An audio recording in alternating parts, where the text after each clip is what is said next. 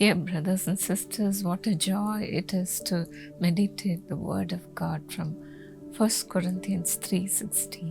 मेरे प्रिय दोस्तों, ये कितना आशीषमय विषय है कि हम आज के दिन 1 कुरिन्थियों 3:16 वचन के ऊपर मनन करेंगे। Here God says, "Do you not know that you are the temple of God?" और यहाँ पर प्रभु कहते हैं, क्या तुम ये नहीं जानते कि तुम परमेश्वर का मंदिर हो And that the Spirit of God lives within you. और परमेश्वर का आत्मा तुम में वास करता है। What a privilege it is to God coming and living in us. हाँ, ये कितना सौभाग्य का विषय है कि प्रभु हमारे साथ आके निवास करे। How much we have to keep our body holy for God to live in us. हाँ, हमें अपना शरीर कितना पवित्र रखना होगा जिससे कि प्रभु हमारे अंदर निवास कर सके। Even the smallest sin can destroy this temple. हाँ, हमारे जीवन में छोटा सा पाप इस मंदिर को नाश कर सकता है। That's what the Bible says in the next verse. हाँ, यही विषय बाइबल के अगले वचन में हम पढ़ते हैं। If anyone destroys God's temple, God will destroy him. हाँ, यदि कोई परमेश्वर के मंदिर को नष्ट करेगा तो परमेश्वर उसे नष्ट करेगा। Yes, dear friends, we are bought at a price. हाँ, प्रभु ने हमें एक दाम में खरीदा है। God has purchased us with His blood. हाँ, प्रभु ने हमें अपने लहू के द्वारा खरीदा है। This temple is so valuable to God. हाँ, हमारा जो शरीर जो मंदिर है वो प्रभु के लिए बहुत ही बहुमूल्य है। We cannot take it so light. हाँ, हम इस विषय को साधारण रूप से नहीं ले सकते। Dear friends, we have to live a holy life. हाँ, मेरे प्रिय दोस्तों, हमको एक पवित्र जीवन जीना होगा। We have to ask God, Lord, is there any offense in me? हाँ, हमें प्रभु से पूछना होगा, क्या प्रभु मेरे जीवन में कोई कमी है? And say, Lord, let my meditation and the words that come out of my mouth be pleasing to you, Lord. हाँ, हमें प्रभु से कहना चाहिए, मेरे मन का मनन और मेरे मुख से जो जो शब्द निकलता है वो सब आपके साथ प्रीति रखता हो। For that, all the more we have to cry out to God for God to come and live in us, dear friends. हाँ, इसके लिए हमें प्रभु से प्रार्थना करना होगा कि प्रभु हमारे अंदर आकर निवास करे। That's what the Bible says in Romans 8:9. और इसी कारण बाइबल रोमियो 8:9 में इस तरह से कहती है, If anyone does not have the Spirit of Christ, he does not belong to Christ. यदि किसी में मसीह के आत्मा नहीं होता तो वह उसका जन नहीं है। Yes, dear friends, we have to ask God to fill us with His Spirit. हाँ, मेरे प्रिय दोस्तों, हमें प्रभु से कहना होगा कि प्रभु आप हमें अपनी आत्मा से भर दे। Only then we can be led by the Spirit of God. हाँ, फिर उसके बाद हमें पवित्र आत्मा हमें अगुवाई करेगी। When God fills us, हाँ, जब प्रभु हमको भरते हैं, He will never allow us to walk by the flesh. हाँ, फिर कभी प्रभु ऐसा नहीं होने देंगे कि हम शारीरिक रूप से चल सके। He will control us with His Spirit. हाँ, हमें प्रभु अपने पवित्र आत्मा के द्वारा हमारे ऊपर नियंत्रण ले लेंगे। That's why Paul said, "The love of God constrains me." और इसी कारण संत पौलुस कहते हैं कि प्रभु का जो प्रेम है मुझे निचोड़ता है। Yes, we live and move and have our being in Him. हाँ, हम प्रभु के कारण, उनके प्रेम के कारण जीवित रह सकते हैं और उनके अंदर हम सदैव जीवित रहेंगे। How graciously the Lord leads us, isn't it? हाँ, प्रभु कितने अनुग्रह रूपी से हमारी अगुवाई करते हैं। When the Lord fills us, He fills us with His glorious presence. हाँ, प्रभु जब हमको भरते हैं तब पूर्ण रूप से अपने महिमा से हमको भर देते हैं। In 1 Kings 8 from 10 to 11, the Bible says, एक राजा 8, 10 और 11 वचन इस तरह से कहता है, when Solomon dedicated the temple, the Lord's glory filled the entire temple. हाँ, जब सुलेमान ने प्रभु के मंदिर को प्रभु के लिए अर्पण किया तब वह पूरा प्रभु की उपस्थिति से भर गया। Likewise, when we dedicate our bodies as a living sacrifice to God, the Lord fills us with His glorious presence. हाँ, जब हम हमारे जो शरीर जो जीवित है उसको हम प्रभु को समर्पित करते हैं तब प्रभु हमारे शरीर को भी महिमाजनक रूप से पूर्ण रूप से भर देते हैं। That's what Jesus also says in John 2:19-21. और यही चीज प्रभु यूहन्ना 2:19 से 21 में कहते हैं। When we read this, he says, "My body is the temple of God." हाँ, इसमें कहते हैं कि मेरा जो शरीर है वो प्रभु का मंदिर है। Destroy this temple, I will raise it again in 3 days. इस मंदिर को तोड़ दो, मैं 3 दिन में फिर से इसको खड़ा कर दूंगा। For that the disciples said, "It has taken 46 years to build this temple and you are going to raise it in 3 days?" और इसे सुनकर शिष्यों ने कहा, इस मंदिर को बनाने के लिए 46 वर्ष लग चुके हैं और आप कैसे इसे 3 दिन में खड़ा कर सकते हैं। But then Jesus meant his body. हाँ, प्रभु ने अपने देह के बारे में कहा था। Because of jealousy, he knew that people will kill him. हाँ, प्रभु को मालूम था कि ईशा के कारण लोग उसको मार डालेंगे। He'll be put to death. हाँ, उसको जो शरीर है मरण हो जाएगा। He very well knew that he will raise it up in 3 days. हाँ, उनको ये भी मालूम था कि वो तीसरे दिन फिर से जीवित हो उठेंगे। That's what he meant, dear friends. हाँ, मेरे प्रिय दोस्तों, प्रभु ने इस वचन में इसको ही कहा है। Because Jesus died for us on the cross हाँ, प्रभु हमारे खातिर क्रूस पे मरे। and rose again in 3 days. हाँ, तीसरे दिन वो फिर से जीवित हो उठे। He will raise our body also along with him, dear friends. हाँ, मेरे प्रिय दोस्तों, प्रभु हमारे शरीर को भी उनके साथ जीवित उठाएंगे। He will not allow our body to die. हाँ, कभी प्रभु ऐसा ना होने देंगे कि हमारा जो शरीर है वो मर जाए। The Lord will prepare us to meet him when he comes again the second time. हाँ, प्रभु जब इस संसार में दूसरी बार आएंगे तब हम प्रभु को आमने सामने मिल सकते हैं। Are you ready, friends? मेरे प्रिय दोस्तों, क्या आप तैयार हैं? Let us be very careful to maintain our bodies as a holy sacrifice to God. हाँ, मेरे प्रिय दोस्तों, आप इस बात का ध्यान रखिए कि आप अपना जो शरीर है उसको हमेशा मंदिर की तरह पवित्र रखें। Father, fill your children with your power. हे प्रभु, आप अपने बच्चों को अपनी आत्मा से भर दीजिएगा। World may not understand this power, हे प्रभु, ये जो संसार है आपकी सामर्थ को नहीं समझ सकता, but then fill them, Lord, graciously with all the gifts of the Holy Spirit. हे प्रभु, आप अनुग्रह रूपी होकर आप अपने पवित्र आत्मा के सारे वरदानों से भर दीजिएगा। Use them uniquely, O God. हे प्रभु, इनको एक विशेष रूप से इनका इस्तेमाल कीजिएगा।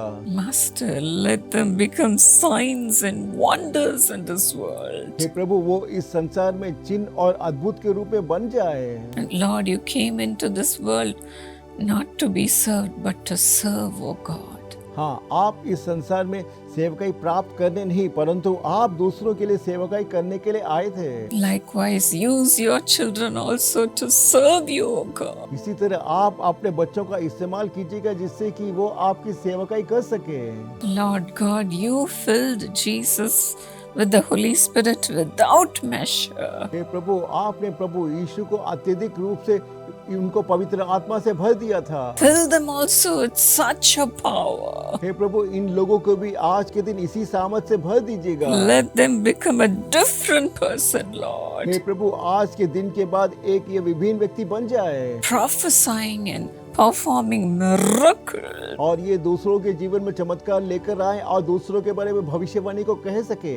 Lord, as they have dedicated their bodies to serve you, जैसे कि इन्होंने अपने शरीर को आपकी सेवकाई करने के लिए अर्पित किया है, to glorify you, आपकी नाम की महिमा के लिए, to lift your name. हाँ, आपके नाम को ऊंचा करने के लिए। Fill them, Lord. इस वक्त आप उनको भरिएगा। Fill them with your abundant grace. हाँ, आप अत्यधिक रूप से अपने अनुग्रह से प्रत्येक जनों को भर दीजिएगा। Let their bodies become the temple of God. Lord. हे प्रभु, उनका जो शरीर है परमेश्वर का मंदिर बन जाए। Holy, पवित्र, holy, पवित्र, holy. पवित्र। Father, fill them with your holiness. हे प्रभु, आप इन प्रत्येक जनों को अपनी पवित्रता से भर दीजिएगा। Let all the spots and guilt leave them in Jesus. हे प्रभु, इनके जीवन में जो जो कलंक है, जो जो पाप है, हर एक चीज निकल जाए प्रभु।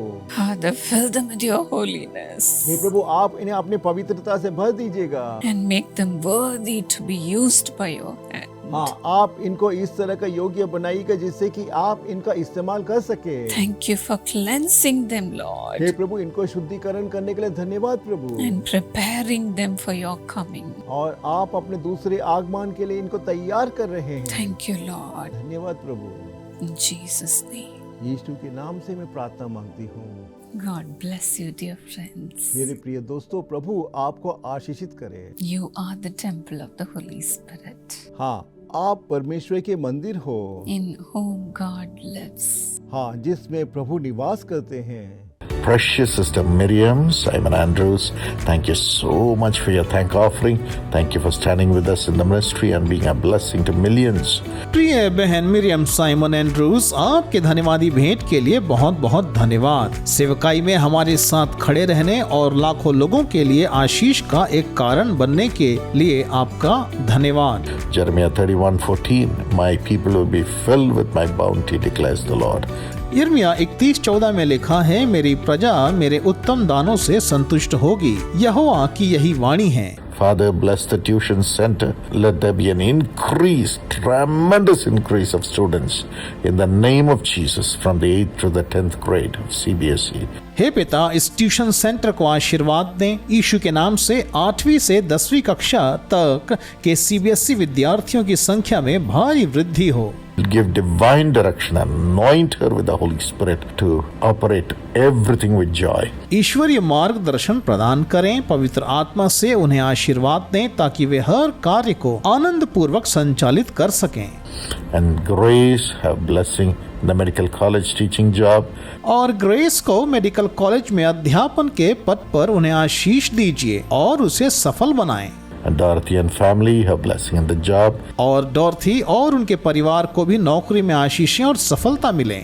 Elizabeth and family, Pastor Solomon, Lord use them mightily, bless them and prosper them in Jesus' name. Elizabeth और उनके परिवार, पास्टर सोलोमन, हे प्रभु आप सभी को शक्ति प्रदान करें, उन्हें आशीष दें और यीशु के नाम से उन्हें समृद्ध करें।